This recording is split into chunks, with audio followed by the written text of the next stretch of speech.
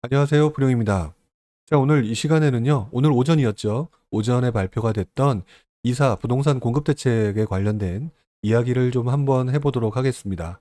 이미 발표가 난 직후 많은 분들이 그 유튜브 라이브 방송이라든지 이런 걸 통해서 언급들을 하셨기 때문에 제가 뭐 특별한 내용을 가지고 세부적으로 이야기를 드릴 필요는 없을 것 같고요. 오늘은 그 내용을 보면서 제가 들었던 생각, 그다음에 과거의 경험, 이런 부분을 통해서 어떤 부분을 제가 생각하고 있는지 그 부분에 대한 얘기를 좀 간단하게 정리를 좀 해보도록 하겠습니다. 자, 오늘 발표됐던 이사 부동산 대책을 간단하게 살펴보게 되면은요. 여러분들 이미 받아보셨지만 83만 호 정도의 주택을 공급하겠다라는 내용이 나옵니다. 굉장히 뭐 많은 내용이고요. 많은 분량이고요. 그걸로 인해서 또 뭐 전문가들에 따라서 조금 의견이 다를 수는 있겠지만 상당히 많은 물량이다. 그다음에 지금 공급이 부족하다는 심리를 꺾을 수 있겠다라고 보시는 분들도 있을 것이고 또 어떤 분들은 다르게 보는 분들도 있을 거라는 생각을 좀 해보게 됩니다. 어쨌든 오늘 이 내용을 가지고 조금 간단하게 한번 이야기를 해보려고 하는데요. 지금 보시는 것처럼 오늘 발표된 내용의 거의 대부분은 그 크게 네 가지로 구분이 될 것 같아요. 첫 번째는 도심 공공주택 복합 사업, 두 번째로는 공공 직접 시행 정비 사업, 그 다음에 도시 재생을 위한 주택 공급, 그리고 공공택지 신규 지정, 이렇게 크게 네 가지로 나눠지게 되는데요. 이 부분에 오늘 나온 발표 자료를 보게 되면은 이 보시는 것처럼 이렇게 83만 6천 호 정도, 굉장히 많은 분량이죠. 서울, 인천, 경기뿐만 아니라 5대 광역시까지 다 포함해서 발표를 좀 했습니다. 자, 그런데 이 내용을 좀 자세히 살펴보게 되면은요. 지금 보시는 것처럼 공공택지 부분이 굉장히 제일 많은 분량인데 사실상 오늘은 발표가 되지 않았죠. 그래서 오늘은 이 내용은 좀 제외를 해야 될 것 같고요. 그리고 이미 기존에도 발표됐던 3기 신도시와 거의 같은 맥락이라고 보기 때문에 오늘은 이 부분에 대한 얘기를 별도로 하지는 않으려고 합니다. 다만 이 공공택지를 제외하고 봤을 때 지금 보시는 것처럼 정비사업 부분하고 도심공주택 복합사업 이 부분이 가장 물량이 가장 많은 것처럼 보여지고요. 나머지 뭐 소규모라든지 도시대책이라든지 이런 부분은 물량이 좀 작으니까 오늘은 주로 도심공공주택 복합사업하고 공공직접시행 정비사업 이 부분을 가지고 얘기하는 게 보다 조금 맞는 것이 아닌가 이런 생각을 좀 해보게 됩니다. 자, 일단 첫 번째 도심 공공주택 복합사업 도입과 관련된 부분인데요. 내용을 뭐 간단하게 보겠습니다. 뭐 이미 다 보셨을 거라고 저는 생각을 하고 있는데 뭐 그냥 간단하게 짚고 넘어가게 되면은요.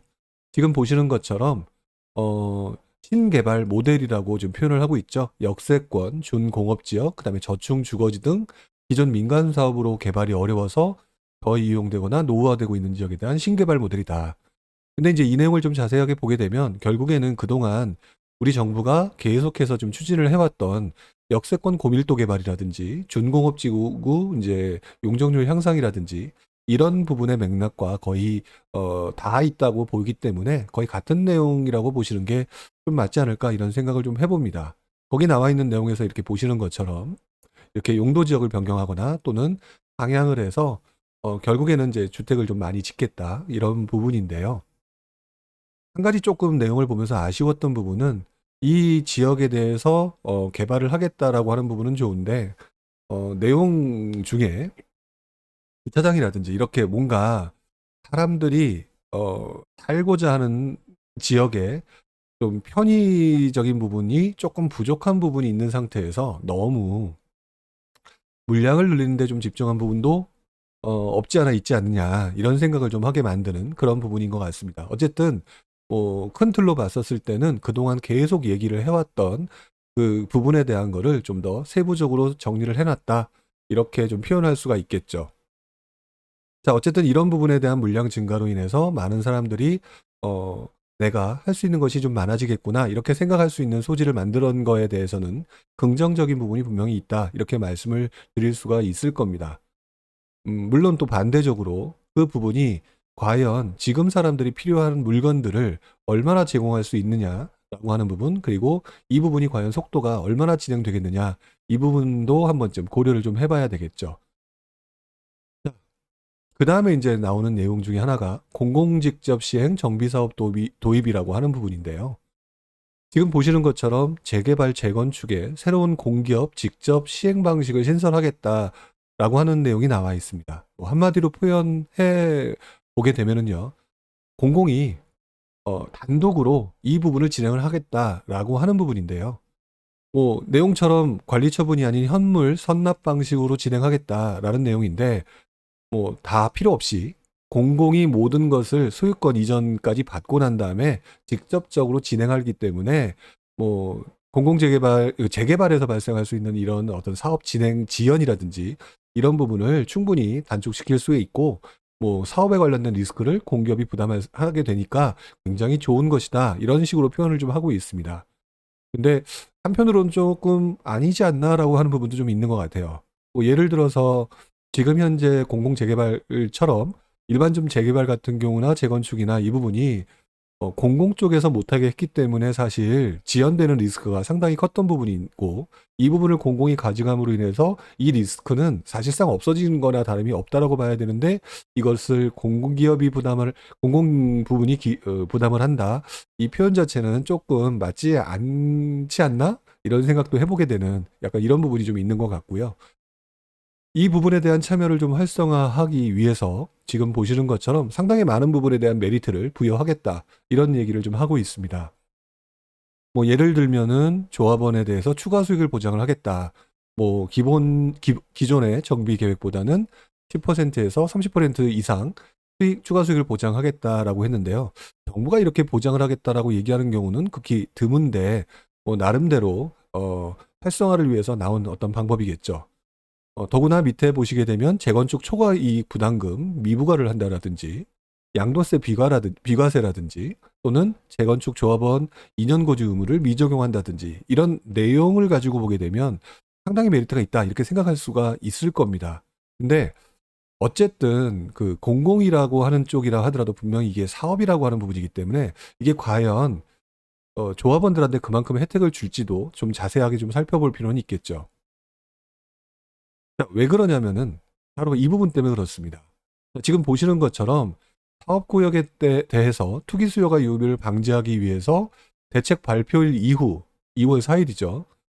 이 구역 내에서 부동산을 취득하는 경우에는 아파트 우선 공급권을 부여하지 않겠다, 현금 청산하겠다, 이런 내용이 나와 있는데요. 저는 오히려 이 부분이 더 크게 와닿는 부분인 것 같습니다. 왜 그러냐면 사람에 따라 어떤 조건, 어떤 상황에 따라서는 뭐 상황에 따라서 진짜 이 물건을 팔아야 되는 상황이 있어야 되는데, 이 대상 물건을 구입하려고 하는 사람들한테는 현금 청산이라든지 공급권을 부여하지 않겠다라는 내용 자체는 결국 이 물건을 팔기가 어려운, 즉 소유권을 행사할 수 없는 그런 상황을 만들어 주는 거기 때문에, 오히려 앞에 있는 매우 좋은 그 내용들이 희석돼 버리는 효과를 만들어 버리고요. 이 부분이 오히려 나중에 어떤 또 다른 문제를 만들 수 있는 소지가 상당히 좀 많아진다. 결국 이 부분은 조합원들한테 공공이 진행하는 거에 대한 부담감 또는 불확실성에 대한 것을 더욱 크게 부여하면서, 정부가 진행하겠다고 하는 이 공공 정비 사업 부분을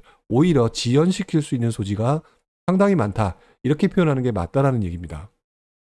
저는 어쨌든 이 부분이 좀 더 크다고 보여지고요. 이 부분에 대한 얘기는 또 마지막 부분에 한 번 더 이야기를 좀 하도록 하겠습니다. 그 밖에도 도시재생을 통한 주택 공급이라든지 이런 내용이 있는데, 아까도 말씀드렸던 것처럼 앞에서 본 두 가지 외에 다른 부분은 조금 물량이 좀 적기 때문에 오늘 내용에서는 그냥 스킵을 하도록 넘어가도록 하겠고요. 마찬가지로 소규모 정비사업 활성화라든지 이런 부분도 같은 내용이기 때문에 넘어가도록 하겠습니다. 자, 어쨌든 지금 현재 이렇게 나오는 내용을 가지고요. 내용을 가지고 판단을 해봤을 때 많은 부분들이 긍정적으로 보시는 분들은 긍정적으로 보시겠지만, 저는 오히려 이 부분에 있어서 부정적인 요소가 오히려 더 많은 것 아닐까라는 생각을 들어봅니다. 왜냐하면 오늘 발표된 내용에는 긍정적인 요소가 상당히 많이 표현되어 있지만, 부정적인 요소가 눈에 보이지 않게 많이 숨어 있기 때문이다, 이렇게 판단을 하고 있는데요. 가장 대표적인 부분은요, 정비사업이라고 하는 본질 자체는 결국 조합원들이 신축을 가짐으로써 또 거기서 얻을 수 있는 수익의 극대화, 이것들이 기본 원칙이라고 저는 생각을 합니다. 그런데 지금 말씀드렸던, 좀 전에 말씀드렸던 여러 가지 그동안 규제들을 풀어줌으로 인해서 일면 조합원들한테는 좀 유리한 것처럼 보여지는 거는 사실인데, 막상 아까 마지막에 보셨던 것처럼 팔기가 어렵다는, 조합원의 수익을 위한 선택의 폭이 매우 좁다라고 하는 부분이 가장 큰 문제가 아닐까라는 생각을 해보게 됩니다. 뭐 마음에 들지 않는다고 한번 시행된 게 했을 때 소유권을 이미 정부 공공으로 넘겼기 때문에 이게 쉽사리 내 맘대로 할 수 있는 부분이 어렵거든요. 그러니까 사업 중단을 요구하기도 어렵고요. 오히려 현금 청산당하기 쉽고요. 더더구나 그래서 매도를 하려고 해도 아까 말씀드렸던 것처럼 누가 사려고 하더라도 그 사람도 현금 청산인데 이 물건을 사기가 어렵다는 것이죠. 결국 소유권하고 사업권을 모두 공공한테 넘겨주는 과정에서 내가 할 수 있는 행위들, 여러 가지 행위들을 제한을 받는 거고요. 그리고 정부가 이러이러한 것 때문에 10%에서 30% 정도의 수익을 제공을 하겠다라고 얘기를 하고 있지만, 지금 오늘 나왔던 모든 내용들을 자세히 살펴보게 되면 그래서 정확히 어떤 식으로 어떻게 하겠다라고 하는 세부 지침이 하나도 보이지 않습니다. 그러다 보니까 지금은 큰 그림으로 이렇게 하겠다라고 하는 부분이지만 거기서 벌써 보여지는 약간 소유권의 제한 요소들, 이런 것들 때문에 과연 공공 부분에서 진행하는 부분이 내가 원하는 정도의 수익을 전부 다 제공해 줄 수 있느냐, 어떻게 될지 모르는 이 정부의 결정에 그냥 무작정 소유권 다 넘겨놓은 상태에서 의존해야 되는 거 아니냐, 이런 부분이 점점 불안감으로 작용할 가능성이 높다. 제가 보통 일반적으로 부동산을 보는 데 있어서 심리를 많이 보는 것처럼 이 부분이 사람들한테 매우 큰 부담으로 작용할 가능성이 높다라는 겁니다. 결국 내 물건을 잘 해결하기 위해서 공공으로 넘겼지만 막상 사업 진행의 핵심인 기대 수익을 얻을 수 있는 그 구조가 소유주가 어떻게 요령껏 해가지고 굉장히 수익을 극대화할 수 있는 게 아니라 모든 것을 정부한테 넘겨놓은 상태에서 막연하게 기다려야 되는 거기 때문에 결정권이라는 게 없다라고 하는 부분, 바로 이 부분이 오히려 진행을 어렵게 만들 수 있는 요인으로 다가올 수 있다. 그러면 아까 정부가 해줬던 83만 6천 호라고 하는 그 실제 물량이 아닌 의지 개수에 가까울 수 있고요. 그리고 그 물량은 더 줄어들 수가 있다. 그러면 원래 본질적으로 추구하고자 했던 그 지금 굉장히 공급이 부족하다라고 하는 내용 때문에 공급을 늘리겠다라고 하는 심리, 그래서 이 물건들이 더 많이 나올 거기 때문에 시장의 가격이 안정될 거야라고 하는 심리가 안정되어야 되는데, 이 부분이 진척도가 제대로 진행이 안 됨으로 인해서 쉽지 않아질 수도 있다. 이런 부분을 생각해 봐야 된다는 거죠. 지금 이런 부분이 가장 큰 문제점으로 보여집니다. 일단 저도 이번 발표를 보면서 가장 크게 들었던 의문 중에 하나가 그거인 것 같아요. 과연 이 부분이 지금 말씀드렸던 것처럼 실행 가능한 일일까? 의지 개수는 알겠고 여러 가지 미사 여구는 봤을 때는 굉장히 좋은 내용이면 틀림이 없지만 그 내용 자체가 아직까지는 구체적으로 나온 게 좀 없다. 그리고 아까 표현했던 사유재산 부분을 팔려고 하더라도 팔기가 쉽지 않은 상황. 그리고 새로 사는 사람들도 살 수가 없는 상황. 이런 부분 때문에, 그리고 사유재산을 수용을 했을 때 발생되는 문제, 이거에 대한 의구심을 어떻게 극복할 것이냐, 그거에 대한 내용은 구체적으로 나와 있는 게 없습니다.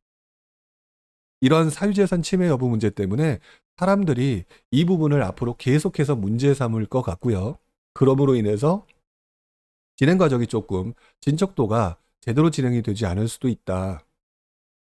만약 이 부분을 제대로 이해하지 못해서 정부가 원하는 방식대로 진행이 되지 않는다면 결국 오늘 발표가 된 것은 나중에 제대로 진행이 되지 않을 거다.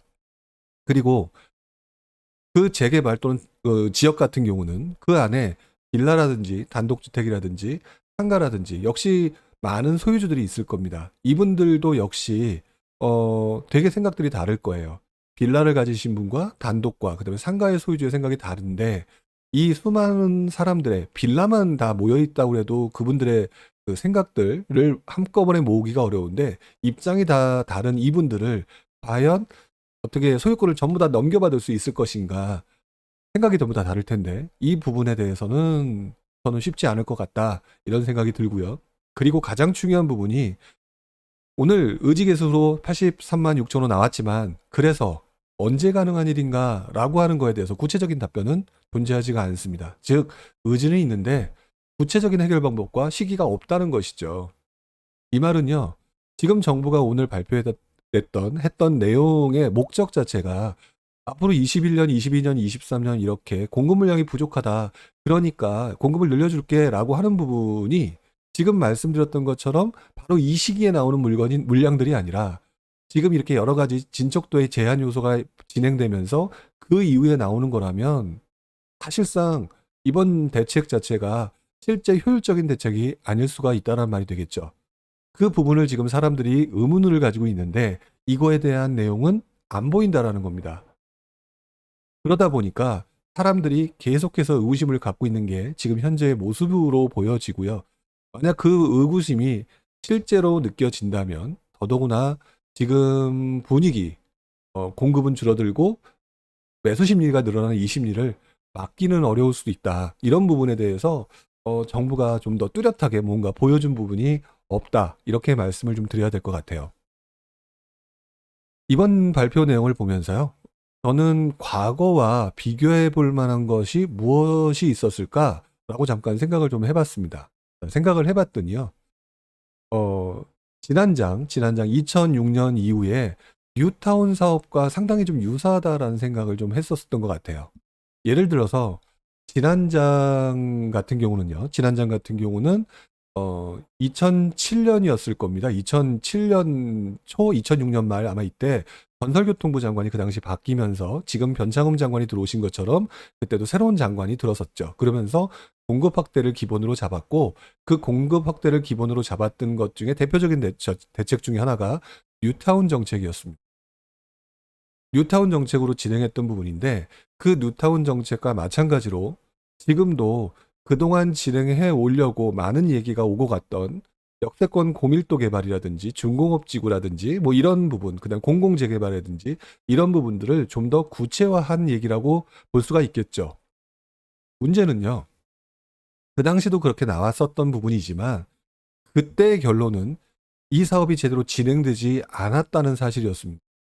물론 지금 제가 드리는 말씀이 그랬으니까 이번에도 안 된다 이런 식으로 받아들일 만한 내용은 아니고요. 중요한 거는 그 시점에 그리고 발표가 난 이후에 얼마 되지 않아서 한 1년 정도였죠. 결국은 정권이 교체가 됐었어요. 정권이 교체되면서 당시 이명박 정부가 새롭게 등장을 했고요. 그러면서 당시 진행되던 그 정부의 정책들이 많이 바뀌었고요. 그리고 그 당시에 서울시장이었던 오세훈 시장 같은 경우는요.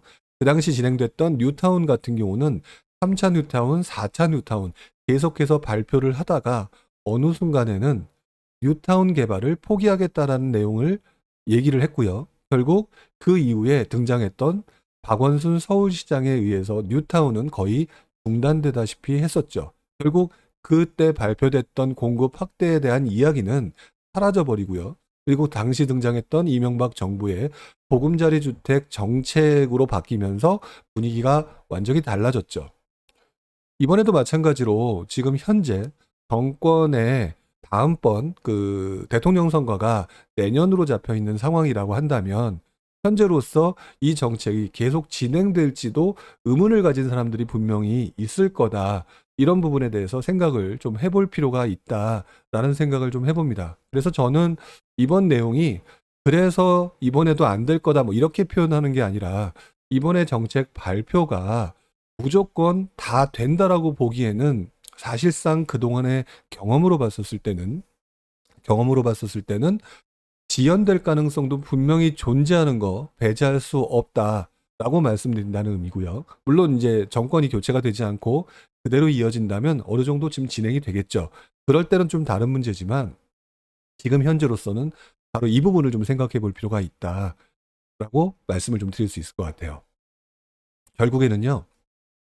그렇다면 당장 2021년 올해부터 몇 년도 2023년 4년 요때까지 지금 공급이 부족하다고 난리인데 이 공급 부족에 대한 부분에 대해서 지금 제공했던 이 대책들이 결국에는 지연 가능성도 있고 그것이 제대로 진행된다고 하더라도 결국 시간은 또 한 번 이유가 될 수 있는 상황이 된다라고 하면 과연 2021년부터 2023년 4년 이때의 공급 부족에 얼마나 영향을 미칠까? 실제 물건이 없으니 영향을 미치는 거는 매우 부족하지 않을까? 물론 심리를 안정시킬 수는 있을지 몰라도 현재 상황의 공급 부족과 그다음에 전세 가격 상승 또는 그거에 따른 매수 수요 증가 이 부분은 어느 정도는 영향을 미칠 수 있지 않느냐. 만약 그렇다라고 한다면 예를 들어서 2021년부터 상승이 조금 더 이어지고 그러면서 가격이 올라간다고 했을 때 그렇다고 하면은 공공재개발이든 공공재건축이든 진행하던 사람이 진행을 하려고 하는 마음도 있겠지만 또 한편으로는 집을 지금 당장 사야 된다고 해서 지금 오히려 집값이 더 오를 수 있는 그런 부분도 존재할 수 있다는 것이죠. 더 나아가서 요번에 오늘 나왔던 대책안에 이런 내용이 있었습니다. 물론 정부가 투기를 억제하기 위해서 이렇게 쓴 것 같아요. 지금 색깔로 표시를 했던 이 지역을 보시게 되면은요. 최근 거래 가격 또는 거래량이 예전보다 10%에서 20% 상승하는 경우는 대상 지역에서 제외하겠다.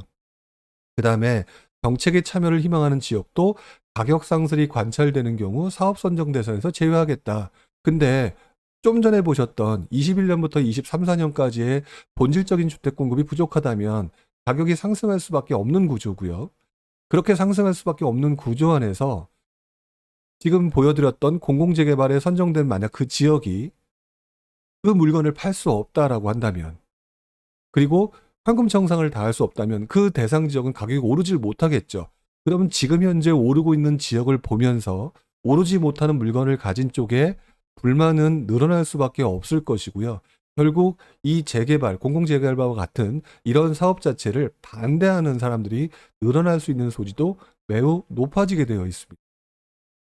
투기를 억제하기 위해서 만들어서 넣었던 내용이긴 하지만 또 한편으로는 이 대상에 포함되어 있는 그 조합원들의 불만을 더욱 높일 수 있는 상황으로 연결될 수 있는 소지도 약간 존재하는 것 같다.